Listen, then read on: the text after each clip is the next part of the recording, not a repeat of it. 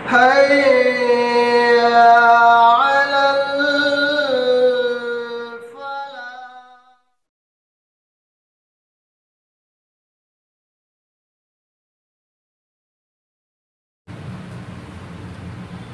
بسم الله والصلاة والسلام على رسول الله وبعد.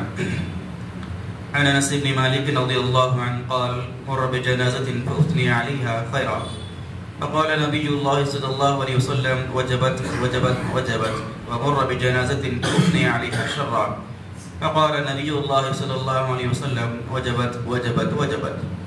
قال عمر: فدلك أبي وأمي مر بجنازة فأثني عليها خير، فقلت وجبت وجبت وجبت. ومر بجنازة فأثني عليها شر، فقلت وجبت وجبت وجبت. فقال رسول الله صلى الله عليه وسلم: من أثنيتم عليه خيرا وجبت له الجنة، ومن أثنيتم عليه شرا وجبت له النار. أنتم شهداء الأرض، أنتم شهداء الأرض في الأرض، أنتم شهداء الله في الأرض. رواه مسلم. امام مسلم رحمہ اللہ نے اپنی کتاب صحیح مسلم میں اس روایت کو نقل فرمایا. حدیث کے راوی حضرت انس بن مالک رضی اللہ عنہ ہیں. فرماتے ہیں کہ ایک جنازہ گزرا تو لوگوں نے اس جنازے کا، اس آدمی کا خیر کے ساتھ تذکرہ کیا، اس کی تعریف کی. تو اللہ کے نبی صلی اللہ علیہ وسلم نے 3 مرتبہ کہا کہ واجب ہو گئی، واجب ہو گئی، واجب ہو گئی. پھر فرماتے ہیں کہ پھر ایک اور جنازہ گزرا تو لوگوں نے اس کی برائی کی اور کہا، برائی سے اس کا نام یاد کیا. تو اللہ کے نبی صلی اللہ علیہ وسلم نے فرمایا کہ واجب ہو گئی، واجب ہو گئی، واجب ہو گئی. حضرت عمر رضی اللہ عنہ نے اللہ کے نبی صلی اللہ علیہ وسلم سے دریافت کیا کہ اللہ کے رسول صلی اللہ علیہ وسلم، ایک جنازہ گزرا، لوگوں نے اس کا خیر کے ساتھ تذکرہ کیا، تو آپ نے 3 مرتبہ یہ کہا کہ واجب ہو گئی. اور پھر دوسرا جنازہ گزرا، لوگوں نے شر کے ساتھ اس کا تذکرہ کیا، تو آپ صلی اللہ علیہ وسلم نے 3 مرتبہ اس کے لیے کہا کہ واجب ہو گئی. تو اللہ کے رسول صلی اللہ علیہ وسلم نے بیان فرمایا کہ جس آدمی کی تم تعریف کرو تو وجبت لہ الجنہ، اس کے لیے جنت واجب ہو گئی، اور جس آدمی کی تم برائی کرو وجبت لہ النار، اس کے لیے جہنم واجب ہو گئی. پھر آپ صلی اللہ علیہ وسلم نے بیان فرمایا کہ تم لوگ زمین پر اللہ کے گواہ ہو. 3 مرتبہ اللہ کے نبی صلی اللہ علیہ وسلم نے یہی بات دہرائی.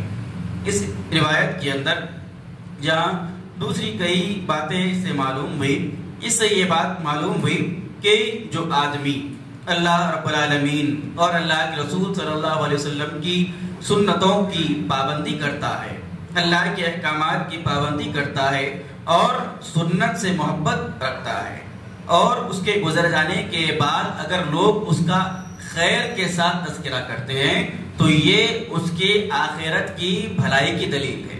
یعنی ایک آدمی دنیا سے گزر گیا اور اس کی دینداری کی لوگ تعریف کریں، اس کی اچھائی کے ساتھ لوگ اس کو یاد کریں، اس کی نیکیوں کو لوگ یاد کریں، تو لوگوں کا آدمی کی نیکیوں کے ساتھ یاد کرنا یہ اس کے اچھے انجام کی علامت اور نشانی ہے.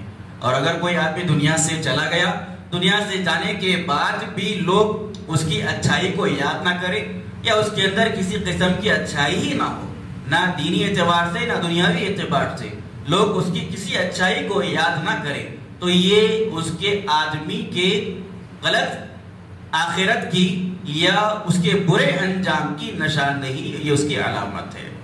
تو اس سے معلوم ہوا کہ دنیا کے اندر آدمی اگر خود بھی اللہ رب العالمین کے احکامات کی پابندی کرے گا، اللہ کے رسول صلی اللہ علیہ وسلم کی سنتوں سے محبت کرے گا اور اللہ کے رسول کی سنتوں کی پابندی کرے گا، اس کے گزر جانے کے بعد بھی لوگ اس کی دینداری کی تعریف کریں گے، اور لوگوں کا اس کی دینداری کی تعریف کرنا یہ اس کے اچھے انجام کی علامت ہے.